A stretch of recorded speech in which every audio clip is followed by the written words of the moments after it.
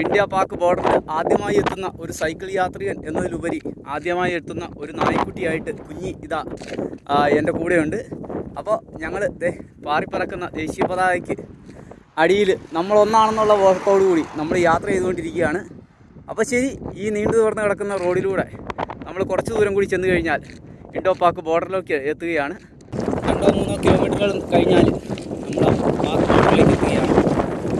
അപ്പോൾ വലിയൊരു മലയിറങ്ങി വേണം നമ്മൾ താഴേക്ക് ചെല്ലാൻ. പണ്ടൊക്കെ ഈ റോഡിലൂടെയൊന്നും നമ്മളെപ്പോലുള്ള ആളുകൾക്ക് യാത്ര ചെയ്യാൻ പറ്റില്ലായിരുന്നു. ഗവൺമെൻറ് അതിനുള്ള പെർമിഷനൊന്നും കൊടുത്തിരുന്നില്ല. എന്നാൽ ഇന്ന് ഇതാ നമ്മൾ പാക് ബോർഡറിലേക്ക് സൈക്കിളിൽ വരെ വരാനുള്ള അവസരം നമ്മുടെ ഗവൺമെൻറ് നമുക്ക് തന്നിരിക്കുകയാണ്.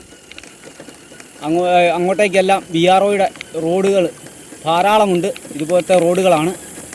ഏതാനും കിലോമീറ്ററുകൾ കഴിഞ്ഞാൽ ഞാനും കുഞ്ഞിയും ഒരു ചരിത്രത്തിലേക്കാണ് സൈക്കിൾ ചവിട്ടിയെത്തുന്നത്. മറ്റൊന്നുമല്ല, ആദ്യമായിട്ടൊരു നായ്ക്കുട്ടി ഈ ബോർഡറിൽ സൈക്കിളിൽ എത്തിച്ചേരുന്നത് ആദ്യമായിട്ടാണ്. അപ്പോൾ കുഞ്ഞിക്കാണ് അതിനുള്ള ഒരു അവസരം കിട്ടിയിരിക്കുന്നത്. ആ അവസരം എനിക്കുണ്ടാക്കി തന്നത് നമ്മുടെ മലയാളിയായ വിനീത് സാറ്, കായംകുളംകാരനാണ്.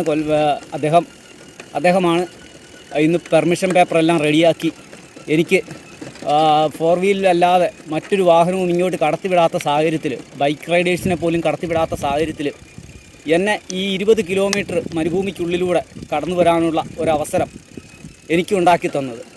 അപ്പോൾ അദ്ദേഹത്തിന് ഒരുപാട് നന്ദി പറയുകയാണ്.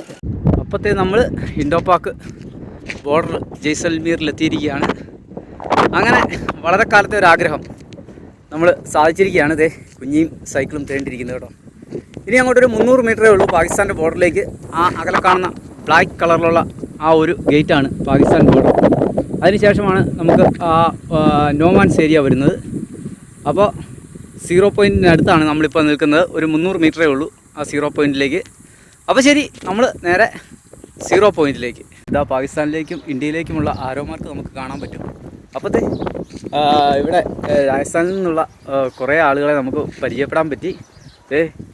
आप किधर से ചാലോർ. അപ്പോൾ രാജസ്ഥാനിലെ ചാലോർ ഡിസ്ട്രിക്റ്റിൽ നിന്നുള്ള ആളുകളാണ്. മന്ദിരത്തേക്ക് ആയാണ്. അപ്പോൾ ഞാനും അവിടുന്ന് തന്നെയാണ് പോകുന്നത്. എനിക്ക് സ്പെഷ്യൽ പെർമിഷനും അവർക്ക് സാധാരണ പെർമിറ്റുമാണ്. ഒരു ചെറിയ ആർമി ഓഫീസർ നിൽക്കുന്നുണ്ടോ. അപ്പോൾ ശരി, ഓക്കെ, താങ്ക് യു ജി. ഈ വീഡിയോ ആദ്യമായി കാണുകയാണെങ്കിൽ ലൈക്ക് ചെയ്യാനും ഷെയർ ചെയ്യാനും സബ്സ്ക്രൈബ് ചെയ്യാനും മറക്കരുതേ.